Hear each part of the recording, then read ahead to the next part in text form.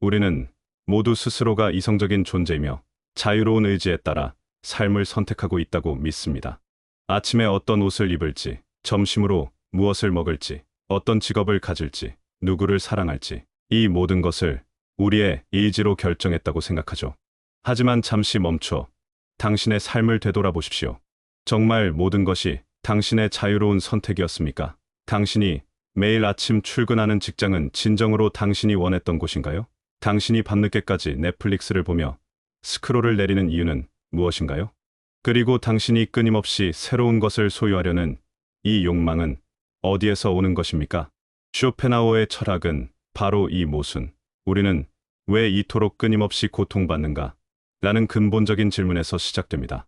대부분의 사람들은 사랑, 성공, 행복 등 쾌락을 추구하며 살지만 왜 쾌락의 순간은 찰나에 불과하고 삶의 대부분은 고통과 불안으로 가득 차 있을까요? 쇼펜하우어는 그 이유가 우리의 내면에 존재하는 우리가 미처 깨닫지 못하는 어떤 강력한 힘에 있다고 보았습니다. 그것이 바로 의지입니다. 이 의지는 단순히 우리가 어떤 행동을 하려는 의도나 결심이 아닙니다. 그것은 세상 만물을 움직이는 맹목적이고 비이성적인 생명력입니다. 모든 존재의 근원에 있는 원초적인 충동이죠. 돌멩이가 중력에 이끌리고 식물이 햇빛을 향해 자라나듯 인간 역시 이 거대한 의지의 파도에 휩쓸려 살아가는 존재입니다. 우리가 원하고 갈망하고 소유하려는 모든 욕망은 이 의지에서 비롯됩니다. 우리는 이성과 자유의지로 삶을 통제한다고 생각하지만 쇼펜하우어는 이것이 거대한 착각이라고 말합니다. 우리의 이성은 맹목적인 의지가 정해놓은 길을 따라갈 뿐인 하인에 불과합니다. 쇼펜하우어는 의지와 지성의 관계를 맹인이 걷지 못하는 사람을 어깨에 메고 가는 것에 비유했습니다. 의지는 방향도 목적도 없이 그저 앞으로 나아가려는 강력한 힘일 뿐이며, 지성은 그 맹목적인 힘에 이끌려 겨우 눈을 떠서 길을 찾는 역할만 한다는 것이죠. 다이어트를 결심하고도 야식을 먹는 행위, 금연을 다짐하고도 담배를 피우는 행위는 이성이 의지를 통제하지 못한다는 가장 명확한 증거입니다. 삶의 고통은 이 맹목적인 의지로부터 벗어날 수 없기 때문에 발생합니다. 의지는 끊임없이 새로운 욕망을 만들어내고 우리는 그 욕망을 채우기 위해 고군분투합니다. 하지만 욕망을 이루면 잠시 쾌락을 느끼지만 그 쾌락은 오래가지 못하고 곧 새로운 욕망이 생겨나거나 견딜 수 없는 지루함이 찾아옵니다.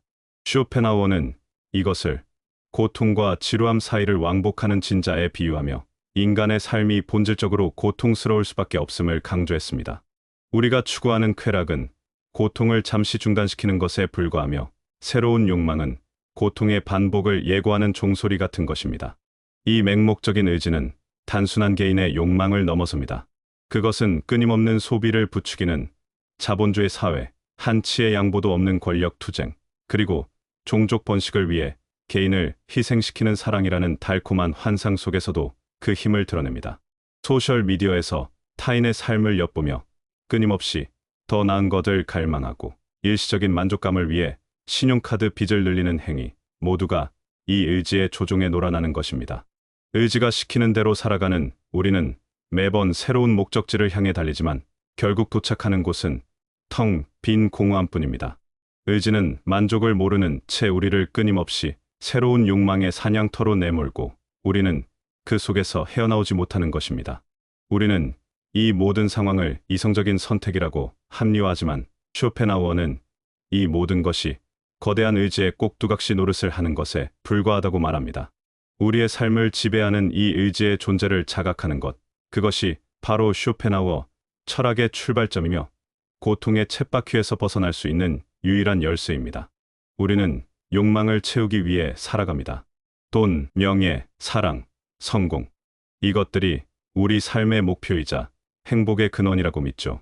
하지만 쇼펜하우어의 시선으로 보면 이 모든 것들은 우리를 조종하는 의지의 교묘한 도구에 불과합니다.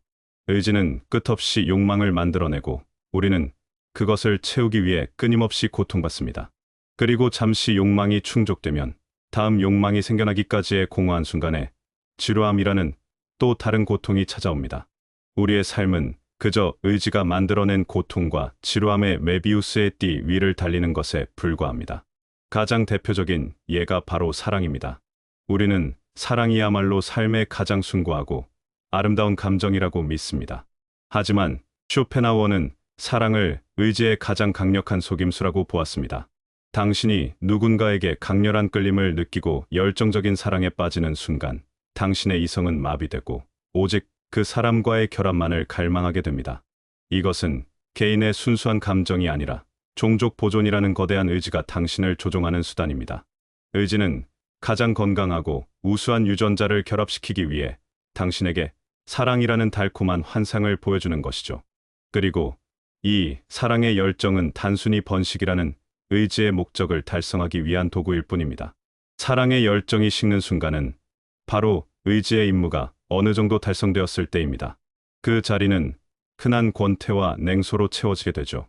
쇼펜하우어에게 사랑은 낭만적인 감정이 아닌 의지가 우리에게 씌운 거대한 환상에 불과합니다. 사랑뿐만이 아닙니다. 우리는 끊임없이 성공과 사회적 인정을 갈망합니다. 더 많은 돈을 벌고 더 높은 지위에 오르고 소셜 미디어에서 타인의 인정을 받으려 애씁니다. 우리는 이것이 나의 행복을 위한 자발적인 선택이라고 믿습니다. 하지만 쇼펜하우어는 이 역시 의지의 명령이라고 말합니다. 더 많은 것을 소유하고 싶고 타인보다 우월해지고 싶은 욕망은 의지가 생존 경쟁에서 승리하기 위해 우리에게 심어놓은 충동입니다. 현대 사회에 넘쳐나는 소비, 소셜 미디어의 좋아요와 팔로워 숫자에 집착하는 행위 모두가 이 의지의 조종에 놀아나는 것입니다. 이렇듯 우리의 삶은 의지의 명령에 따라 움직이는 꼭두각시의 무대와 같습니다. 의지는 끝없는 욕망을 만들어내고 우리는 그것을 채우기 위해 끊임없이 고통받습니다. 그리고 잠시 욕망이 충족되면 다음 욕망이 생겨나기까지의 공허한 순간에 지루함이라는 또 다른 고통이 찾아옵니다. 우리는 이 지루함을 견디지 못해 새로운 자극과 욕망을 찾아 헤맵니다. 우리의 삶은 그저 의지가 만들어낸 고통과 지루함의 메비우스의 띠 위를 달리는 것에 불과합니다. 우리는 이 모든 상황을 이성적인 선택이라고 합리화하지만 쇼펜하우어는 이 모든 것이 거대한 의지의 꼭두각시 노릇을 하는 것에 불과하다고 말합니다. 우리의 삶을 지배하는 이 의지의 존재를 자각하는 것, 그것이 바로 쇼펜하우어 철학의 출발점이며 고통의 쳇바퀴에서 벗어날 수 있는 유일한 열쇠입니다. 우리가 의지의 꼭두각시라면 과연 이 고통의 쳇바퀴에서 벗어날 길은 없는 것일까요? 쇼펜하우어는 절망적인 현실 속에서도 한 줄기의 희망을 제시합니다. 그는 의지로부터의 해방이 결코 불가능하지 않으며 단지 우리의 삶을 근본적으로 바꾸는 깊은 통찰이 필요하다고 말합니다. 이 탈출구는 외부의 세계가 아닌 오직 우리 내면에 존재합니다. 쇼펜하우어는 이 의지의 사슬을 끊을 수 있는 두 가지 길을 제시했습니다. 바로 예술적 관조와 철학적 고찰입니다. 첫 번째 길은 예술적 관조입니다. 의지는 끊임없이 우리에게 더 원해 속삭입니다. 하지만 아름다운 음악을 듣거나 그림을 감상하는 순간 우리는 잠시 이 속삭임에서 벗어날 수 있습니다. 예술을 감상할 때 우리는 더 이상 욕망을 가진 개인이 아니라 대상을 오직 있는 그대로 바라보는 순수한 관찰자가 됩니다. 이 순간만큼은 이성도 감정도 그리고 욕망마저도 잠시 멈춥니다. 쇼펜하우어는 이 상태를 의지가 없는 암이라고 불렀습니다. 예술은 우리를 개별적인 존재의 굴레에서 벗어나게 하고 세계의 본질을 순수한 형태로 경험하게 합니다. 특히 쇼펜하우어는 음악을 가장 숭고한 예술 형식으로 보았습니다. 다른 예술이 표상을 통해 의지를 간접적으로 드러낸다면 음악은 의지 자체를 소리로 직접 표현하기 때문입니다. 음악을 들을 때 우리는 개인적인 욕망을 잊고 의지 그 자체의 흐름을 느끼며 잠시나마 자유를 경험할 수 있습니다. 두 번째이자 가장 근본적인 길은 철학적 고찰과 자기 부정입니다. 예술적 관조가 일시적인 해방을 준다면 철학적 고찰은 의지의 본질을 영구적으로 직시하게 합니다. 이 길을 택한 사람은 자신의 욕망과 거리를 두고 삶의 본질에 대한 깊은 사색에 잠깁니다. 왜 사는가? 왜 고통스러운가? 같은 근원적인 질문을 던지며 나의 존재가 맹목적인 의지의 파편에 불과하다는 것을 깨닫습니다. 이 깨달음은 단순한 절망이 아니라 오히려 의지의 통제에서 벗어날 수 있는 진정한 자유를 줍니다. 쇼펜하우어는 이 길을 걷기 위해 금욕주의를 제안합니다. 이것은 단순히 욕망을 억누르는 것이 아니라 의지가 시키는 대로 욕망을 충족시키지 않음으로써 그 힘을 약화시키는 행위입니다. 그는 동정심이야말로 이 금욕주의를 완성하는 가장 중요한 윤리적 가치라고 보았습니다. 다른 사람의 고통을 나의 고통처럼 여기는 동정은 타인과 나의 경계를 허물고 모든 존재가 하나의 의지로 연결되어 있음을 깨닫게 합니다. 동정을 통해 우리는 의지의 가장 큰 속임수인 개별성에서 벗어나 고통의 연대 속에서 진정한 해탈의 길을 모색하게 됩니다. 이렇듯 쇼펜하우어는 의지의 사슬을 끊는 것이 불가능하다고 말하지 않았습니다. 다만 그것이 매우 어렵고 용기 있는 자들만이 걸을 수 있는 길이라고 말했을 뿐입니다. 의지의 맹목적인 흐름에 몸을 맡기는 대신 잠시 멈춰 서서 예수를 관조하고 삶을 깊이 고찰하며 타인의 고통을 나의 고통으로 여기는 것. 이것이야말로 의지의 노예가 아닌 삶의 주체로 거듭나는 길입니다. 지금까지 우리는 쇼펜하우어의 시선을 통해 우리 삶을 지배하는 의지라는 맹목적인 주인과 그 의지가 만들어내는 끝없는 고통의 쳇바퀴를 살펴보았습니다. 사랑과 성공이라는 달콤한 환상마저도 의지의 명령에 불과하다는 냉혹한 진실도 마주했죠. 우리는 고통과 지루함이라는 진자 사이를 끊임없이 오가는 존재였으며 이 거대한 의지의 파도에 휩쓸려 살아가는 꼭두각시에 불과했습니다. 하지만 쇼펜하우어의 철학은 단순히 우리를 절망에 빠뜨리기 위한 것이 아닙니다. 오히려 이 고통스러운 진실이야말로 우리에게 진정한 자유를 얻을 기회를 줍니다. 쇼펜하우어의 염세주의는 현실을 회피하는 비관론이 아닙니다. 그것은 현실을 있는 그대로 직시하는 냉철한 낙관론에 가깝습니다. 그는 우리가 의지의 꼭두각시임을 깨닫는 순간 비로소 그 줄을 끊을 힘을 얻는다고 말했습니다.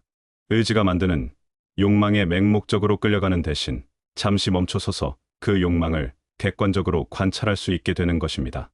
이것이 바로 우리가 고통의 쳇바퀴에서 벗어나는 첫 번째 행동입니다. 우리는 더 이상 맹목적인 의지의 명령에 반응하는 존재가 아니라 그 명령의 기원을 성찰하는 존재로 거듭날 수 있습니다. 삶은 고통과 지루함의 반복이지만 우리는 이제 의지의 노예가 아닌 관조자로서 그 과정을 지켜볼 수 있습니다. 예수를 통해 일시적인 평온을 얻고 철학적 사색을 통해 의지의 본질을 이해하며 타인의 고통을 나의 고통처럼 느끼는 동정심으로 의지의 가장 큰 속임수인 개별성에서 벗어날 수 있습니다. 이 깨달음은 당신의 삶을 근본적으로 바꾸지는 않을 것입니다.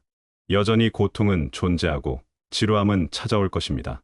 하지만 더 이상 당신은 그 고통과 지루함에 휩쓸리는 존재가 아닙니다. 당신은 이제 당신의 삶을 지배하려는 의지의 움직임을 명확하게 볼 수 있는 관찰자가 됩니다. 마치 무대 위에서 자신의 연극을 지켜보는 관객처럼 당신의 욕망과 감정은 더 이상 당신의 주인이 아니라 그저 당신의 의식 위를 스쳐 지나가는 현상이 될 뿐입니다. 이 거리는 당신에게 전례 없는 평온함과 자유를 선사할 것입니다. 쇼펜하우어는 우리가 의지의 본질을 깨닫는 것만으로도 엄청난 해방감을 얻는다고 말했습니다. 의지에 휩쓸려 살 때는 왜 이토록 불행한지조차 알지 못했지만 이제는 그 이유를 알게 되었습니다. 원인을 아는 것은 곧 고통에 대한 통제권을 되찾는 첫걸음입니다. 우리가 동정심을 통해 타인의 고통을 나의 고통으로 여기는 순간 우리는 의지가 만든 나라는 개별적인 환상에서 벗어나 모든 존재의 근원에 흐는 하나의 의지를 경험하게 됩니다. 이것은 궁극적인 해탈에 이르는 길입니다. 결국 쇼펜하우어의 철학은 우리에게 하나의 선택을 강요합니다. 당신은 계속해서 의지의 꼭두각시로 살아가며 끝없는 욕망과 고통 속에서 허우적거릴 것입니까? 아니면 고통스러운 진실을 직시하고 의지를 통찰하여 삶의 주체로 거듭날 것입니까? 이 질문의 답을 찾는 것이야말로 당신의 삶을 진정으로 바꾸는 시작점이 될 것입니다. 의지의 속박에서 벗어나 고통스러운 진실 속에서 진정한 자유를 얻기를 바랍니다.